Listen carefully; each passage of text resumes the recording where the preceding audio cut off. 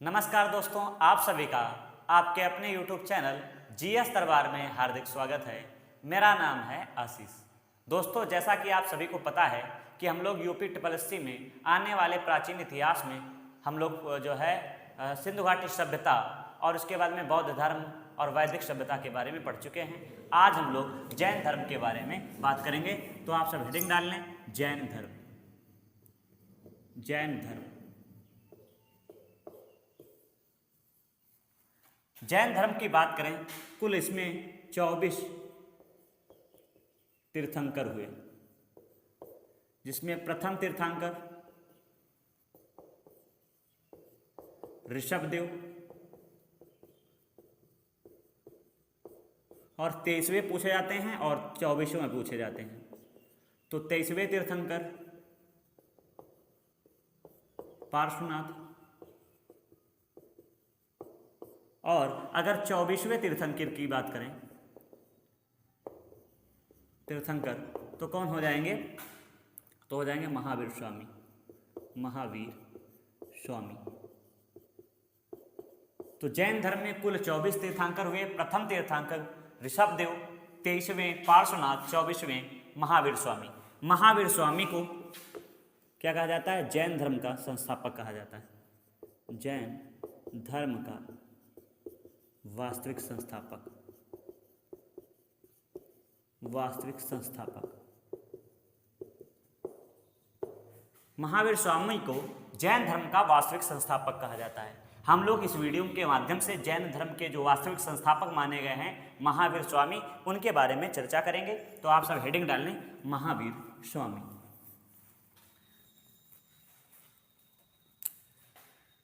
महावीर स्वामी।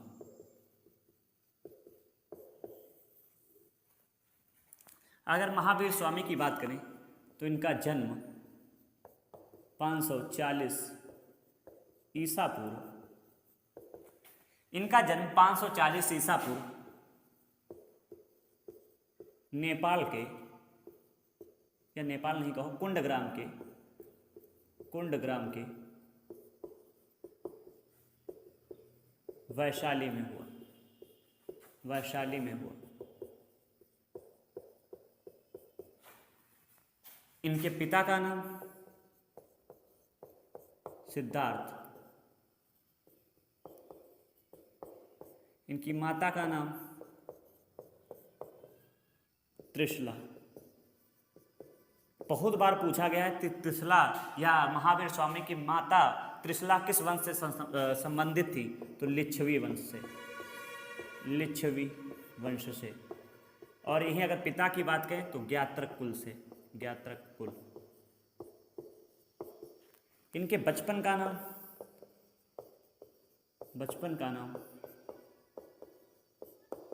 वर्धमान। इसके अलावा इनकी पत्नी का नाम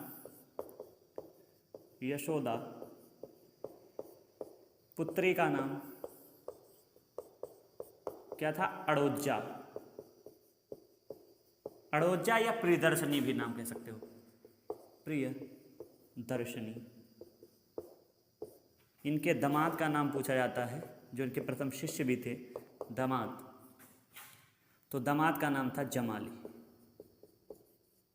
जमाली। इसके अलावा इनके भाई का नाम भी आप याद रख सकते हैं, नंदिवर्धन। वर्धन। इनके भाई का नाम नंदिवर्धन। हमने ये जाना है कि पिता का नाम सिद्धार्थ, माता का नाम त्रिशला, बचपन का नाम सिद्धार्थ, पत्नी यशोदा, पुत्री अड़ोजमा या प्रियदर्शनी, और दामाद जमाली, और भाई नंदिवर्धन था। लगभग मैं कह सकते हो 30 वर्ष की आयु में। कितने वर्ष की आयु में? 30 वर्ष की आयु में। 30 वर्ष की आयु में गृह त्याग कर दिया। 30 वर्ष की आयु में इन्होंने गृह त्याग कर दिया। अपने भाई की अनुमति लेकर ये चले जाते हैं तपस्या करने। और इनको रास्ते में कह सकते हो एक व्यक्ति मिलता है जिसका नाम है मखली गोशाल। इनको रास्ते में मखल गोशाल नामक एक व्यक्ति मिलता है। वो भी कहता है हम भी आपके साथ चलेंगे तपस्या करने। और तपस्या करना शुरू करते हैं। लगभग में मखल गोसाल जो है महावीर स्वामी के साथ लगभग में 3 साल तपस्या करता है, लेकिन वो फिर तपस्या करके छोड़ के चला आता है कि अरे इसमें कुछ नहीं है, और लौट के आता है मखल गोसाल और आजीवक आजीवक संप्रदाय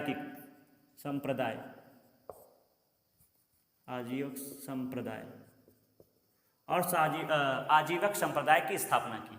एक आजीवक संप्रदाय का जो एक शासक है जिसका नाम है बिंदुसार, पूछ लिया जाता है बिंदुसार किस संप्रदाय को मानता था, तो वो आजीवक संप्रदाय को मानता था। लगभग में 12 वर्ष की कठोर तपस्या के बाद, लगभग में महावीर स्वामी ने 12 वर्ष की कठोर तपस्या की, उसके बाद में जुम्भिक ग्राम के समीप ऋजपालिका नदी के तट पर महाज्ञान की प्राप्ति।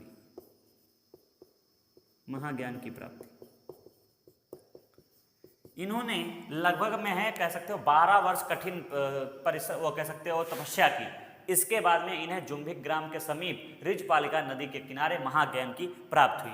जब इनको महाज्ञान की प्राप्त हुई उसके बाद इनका नाम पड़ गया कैवल्य। महाज्ञान की प्राप्त के बाद ये कैवल्य कहलाए। पूछा जाएगा कि महावीर स्वामी को कब कैवल्य कहा गया, तो महाज्ञान की प्राप्ति के बाद। इसके बाद में इनके अन्य नाम हो गए जैसे केवलिन, इसके बाद में निर्ग्रंथ और जिन, ये इनके अन्य नाम है। जैसे कैवल्य भी नाम कहा गया, केवलिन कहा गया, निर्ग्रंथ कहा गया, जिन कहा गया। इसके बाद इन्होंने जैन धर्म की स्थापना की। इसके आगे क्या होता है अभी हम लोग आगे पढ़ेंगे, पहले मैं इसको दोहरा देता हूँ कि महावीर स्वामी का जन्म 540 ईसा पूर्व में हुआ। कहाँ हुआ? कुंडग्राम के वैशाली में हुआ। पिता का नाम सिद्धार्थ जो ज्ञात्रक कुल के थे, माता त्रिशला थी जो लिच्छवी वंश की थी। बचपन का नाम इनके वर्धमान था, पत्नी का नाम यशोदा, पुत्री का नाम अड़ोजमा या प्रियदर्शनी, दामाद इनका जमाली था और भाई का नाम नंदिवर्धन था। ये इन्होंने 20 वर्ष की आयु में गृह त्याग कर दिया और महाज्ञान की प्राप्ति के लिए चले गए। इनको रास्ते में मखल गोसाल मिला, वो इनके साथ लगभग में 3 वर्ष इनके साथ मिलकर तपस्या की, लेकिन उसे कुछ हासिल नहीं हुआ तो वापस चला आया और आजीवक संप्रदाय की स्थापना की। पूछा जाता है किस शासक ने आजीवक संप्रदाय अपनाया था, तो बिंदुसार ने। लगभग में 12 वर्ष की कड़ी तपस्या के बाद जुम्भिक ग्राम के समीप ऋजपालिका नदी के तट पर इन्हें महाज्ञान की प्राप्त हुई। जब इन्हें महाज्ञान की प्राप्ति हुई उसके बाद इन्हें कैवल्य कहा गया और इनके अन्य नाम रखे गए जैसे केवलिन, निर्ग्रंथ, जिन, ये जो है इनके अन्य नाम हैं। बाकी बाद में इन्होंने जैन धर्म की स्थापना की है। अब इसके बाद हम लोग आगे पढ़ेंगे कि किस प्रकार से इन्होंने जैन धर्म को आगे संभाला और आगे बढ़ाया।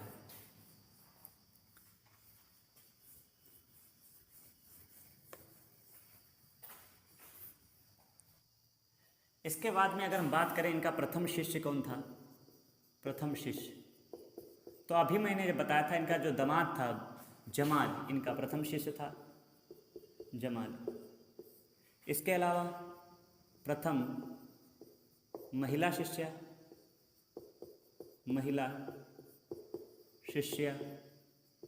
तब हो जाएगा चंदना। और इनके कभी कभी पूछा जाता है प्रमुख या प्रसिद्ध अनुयायी, इनके कौन से 2 प्रसिद्ध अनुयायी थे, तो स्थूलभद्र और भद्रबाहु। इन्होंने क्या किया था, महावीर स्वामी ने इसको जैन धर्म को चलाने के लिए 11 अनुयायी, ये गलत लिखा, प्रसिद्ध अनुयायी। इन्होंने क्या किया, 11 अनुयायी की एक टीम गठित की। 11 अनुयायियों की एक टीम बनाई जिसे गणधर कहा जाता था, गणधर। महावीर स्वामी ने 11 अनुयायियों की एक टीम बनाई थी जिसे गणधर कहा जाता था। और किस लिए बनाए थे कि ये जाकर जो है अलग अलग क्षेत्रों में जैन धर्म का प्रचार करेंगे और जितने भी वहाँ पे महाजनपद थे उनमें प्रचार करेंगे। इसके बाद में एक क्वेश्चन पूछ लिया जाता है कि महावीर स्वामी की मृत्यु के बाद या मृत्यु के समय कितने गणधर बचे थे, तो एक ही बचा था। तो हम लिख सकते हैं स्वामी की मृत्यु के समय एकमात्र अनुयायी या गणधर बचे थे। बचा कौन? तो हम कहेंगे आर्य सुधर्मन बचा था। तो जो बाद में जैन संघ का अध्यक्ष बना। महावीर स्वामी की मृत्यु के बाद आर्य सुधर्मन ही जैन संघ का अध्यक्ष बना था। बाकी सब 468 ईसा पूर्व में महावीर स्वामी की मृत्यु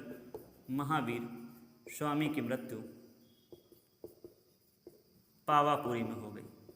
पावापुरी। महावीर स्वामी की मृत्यु कब हो गई? तो 468 में जो है इनकी मृत्यु हो गई। इसके बाद में 2 जैन महासंगतियाँ हुई, उनके बारे में जानेंगे। इनका प्रथम शिष्य था जमाल, जो उनका दामाद भी हुआ।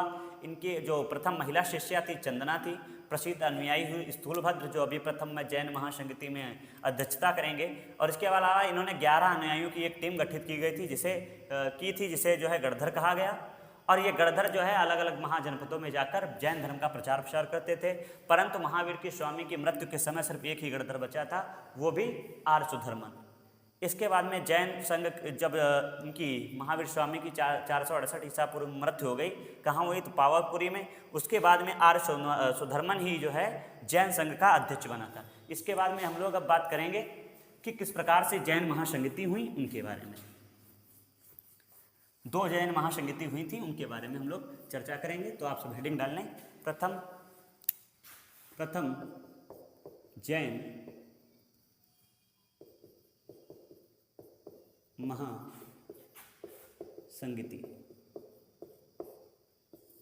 कब हुआ था? तो 300 ईसा पूर्व।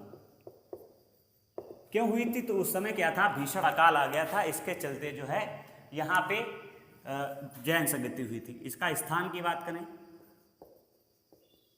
तो पाटलिपुत्र। शासक की बात करें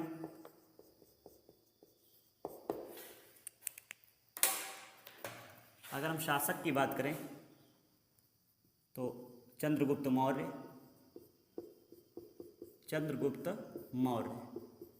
किस वंश थे? मौर्य वंश से। अगर हम अध्यक्ष की बात करें तो अध्यक्ष कौन था? तो स्थूलभद्र। कार्य क्या हुआ? तो उस समय जो जैन धर्म 2 भागों में बट गया। क्यों? क्योंकि उस समय भीषण अकाल आया था। तो जो स्थूलभद्र थे, उसके अलावा एक भद्रभाव थे। तो भद्रभाव ने क्या किया था? अपने जितने भी अनुयायी थे उनको लेकर श्रवण बेलगोला चले गए थे, जिससे ये बात बहुत बुरी लगी स्थूलभद्र को। उन्होंने कहा कि जब हमारा कष्ट का समय था तो तुम यहाँ से चले गए, उसके बाद में जैसे ही अकाल खत्म हुआ तुम फिर आ गए, तो ये कोई मतलब थोड़ी हुआ, तुम जैन धर्म के आदमी हो ही नहीं। इसके चलते हम कह सकते हैं यह किस में बदल गया था? तो दिगंबर और श्वेतांबर।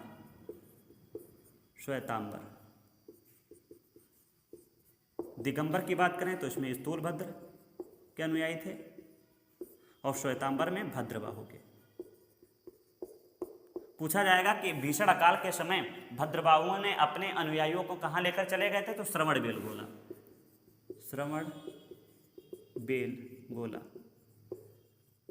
शायद मैंने पिछले वीडियो में जो चतुर्थ बौद्ध महासंगति थी उसमें मैंने शायद जो शासक था वो मैंने कालाशोक बता दिया था। कालाशोक द्वितीय बौद्ध महासंगति के थे, तो उनके कालाशोक के स्थान पर कनिष्क कर लेना। जाके पिछले वीडियो में जाके जो आपने नोट्स बनाई है उसमें कनिष्क कर लेना तो ज़्यादा सही रहेगा। तो आप सब इसको नोट कर लीजिए। नोट हो गया? अब हम लोग आगे बढ़ेंगे और फिर द्वितीय जैन महासंगति से इसको आप सही कर लेना बौद्ध वाले में, ठीक। इसके बाद में आप द्वितीय जैन महासंगति। द्वितीय जैन महासंगति।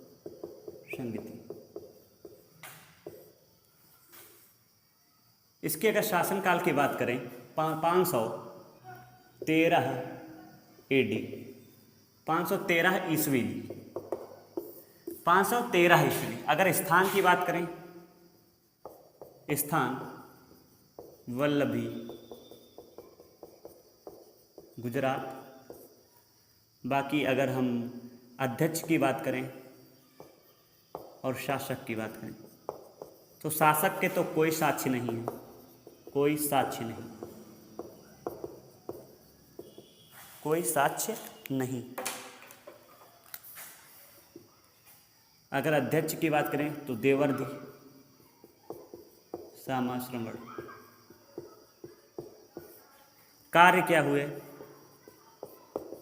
तो जैन धर्म के ग्रंथों को लिपिबद्ध किया गया, लिपिबद्ध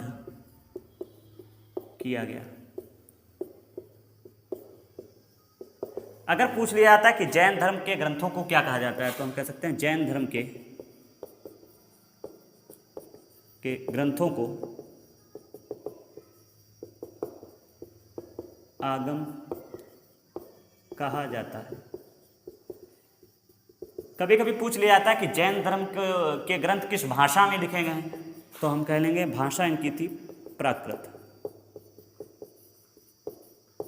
बाकी 5 जो है महाव्रत बताए गए हैं। कौन सा? सत्य, अहिंसा,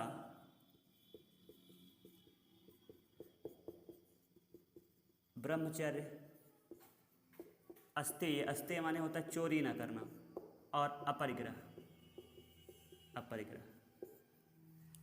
सत्य, अहिंसा, ब्रह्मचर्य, अस्तेय और अपरिग्रह, ये जो है 5 महाव्रत बताए गए हैं। अगर देखो वैसे तो 4 महाव्रत थे, सत्य, अहिंसा और अस्तेय और अपरिग्रह।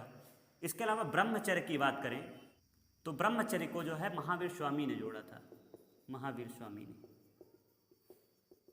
वैसे तो 4 महाव्रत बताए गए थे, सत्य, अहिंसा, अस्तेय और अपरिग्रह, लेकिन महावीर स्वामी ने क्या किया था, ब्रह्मचर्य को भी जोड़ दिया था, तो 5 महाव्रत हो गए पूरे। ये तो बात हुई जैन महासंगति की। अब कभी कभी क्या होता है, इनके जो जैन तीर्थंकर हुए हैं उनके जो प्रतीक होते हैं उनके बारे में पूछ लेता है। जैसे पूछ लेगा कि पार्श्वनाथ को किस प्रतीक से दर्शाया गया है या जाना जाता है, तो उनके बारे में हम लोग चर्चा करेंगे, तो आप सब उसको भी लिख लें।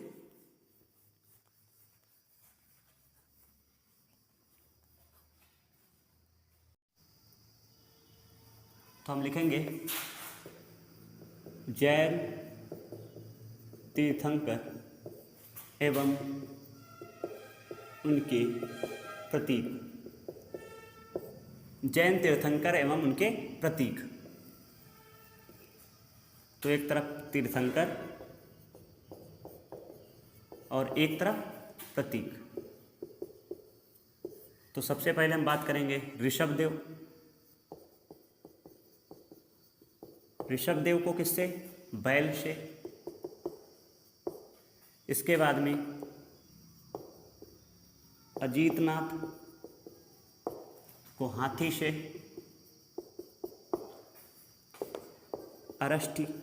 अरष्टनेम को शंख से,